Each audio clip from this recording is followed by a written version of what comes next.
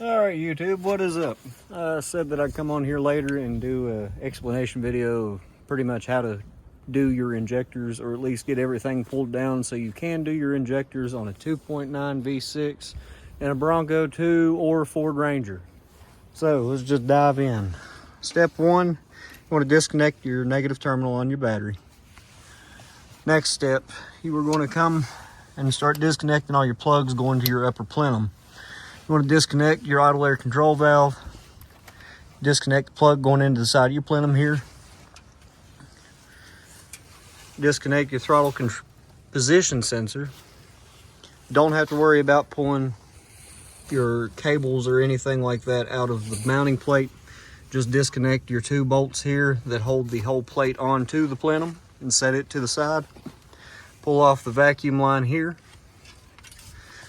All your vacuum lines down here on the bottom side, you need to remove them from the plenum.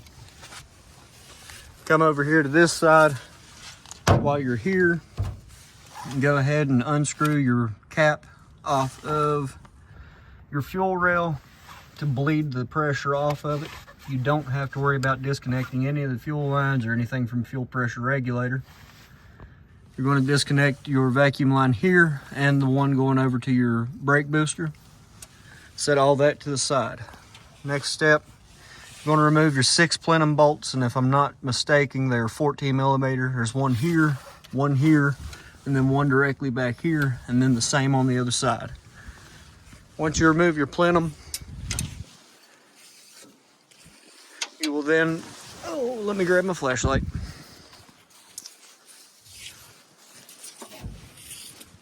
Once you remove the plenum, you'll then be able to start disconnecting all of your wiring harness going to each one of your injectors. The wiring harness will all plug in from passenger side.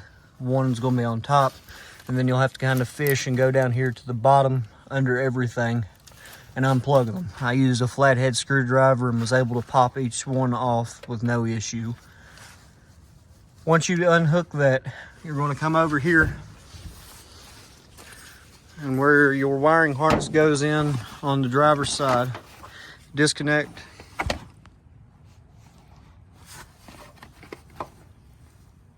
once you unhook all of the fuel injector plugs. You're going to come over here to the driver's side where all your wiring harness goes in to the firewall. You're going to unhook all the plugs here.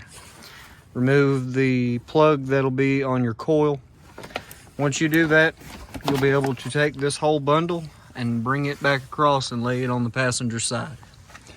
Once that is done, you will have two bolts. If I can get the camera to focus in on them, that's a bit of a pain. Regardless, one will be right there. I'm going to try and zoom in if the flashlight will cooperate.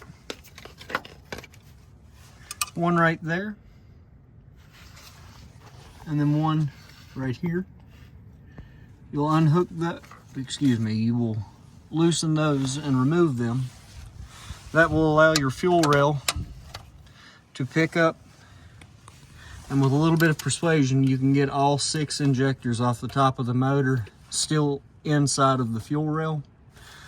On that, once you get everything pulled up off the top of your intake and you bring it back, there will be 6 E-clips that hold each injector on. You can take a flathead screwdriver or a pair of needle nose pliers and pull all 6 E-clips off. After you do that, you can remove each one. After you do that, you can remove each one of the injectors. Now that said, when you go to start removing your injectors, be very careful. On mine, the fuel rail is old. It's the original fuel rail. It has not been replaced. Be careful with removing things. You could possibly run into the situation where the fuel rail is rusted. You could bend it. You could damage one of the ports where the injectors sit in. Don't do that. The fuel rails for these trucks are unnotably expensive for what they compared to what they should be. Just be careful as you do it. If you have any other questions or anything like that, just holler back, comment, send me a message, something. I'll try and get to you on that and give you an answer for whatever your question may be. That all being said though, once you get all 6 injectors pulled off the fuel rail, you'll then be able to, with the ones that I used, it came with new gaskets and all already on the injectors. I used motor oil. A lot of people online and a lot of people I've talked to said use Vaseline or assembly goo.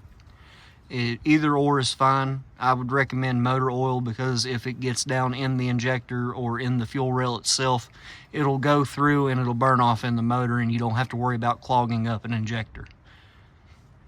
So there again, once you go to reassemble everything and put it all back together, you will just reverse the steps, bring your wiring harness back across, hook up all your connectors here, rehook your coil, rehook the plug here. My plug broke, so I have 2 separate wires going to the coil, a positive and a negative. Once you do that, just be sure you get all the bolts back in, hook up your vacuum lines, remount your throttle plate, well, your throttle cable plate, hook up your negative terminal on your battery and plug in the 2 plugs over here on this side of the plenum, hook up your throttle, the cable to your throttle body, and fire it up. You may possibly have to either use brake clean or a little bit of starting fluid to get it to actually fire over.